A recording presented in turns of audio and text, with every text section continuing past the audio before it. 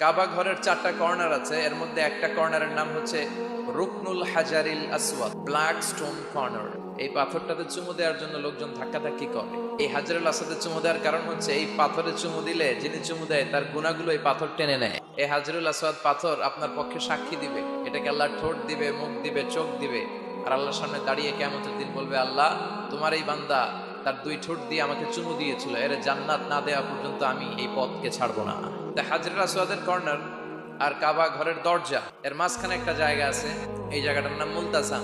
মুলতাজামে দাঁড়িয়ে হাত লাগিয়ে বুক লাগিয়ে দোয়া করলে এই দোয়া আল্লাহ ফিরিয়ে দেয়। তো এক ইমাম সাহেব অনেক ধাক্কাধাক্কির পরে এই মুলতাজামে যে জায়গা পাইছে, হাত লাগায় ধাক্কার চোটে সে তাড়াতাড়ি করে আল্লাহর কাছে দোয়া করতেছে যে আল্লাহ, জীবনে যত দোয়া করছি আর যত দোয়া করব এই সব দোয়া তুমি কবুল করে নিও। এবার ওইখানে এই দোয়া যদি কবুল হয়ে যায়, এবার বাড়িতে এসে দোয়া শুরু। এজন্য মুমিনরা তারা মেধাকে কাজে লাগায়, ঝোপ বসে কোপ মারে।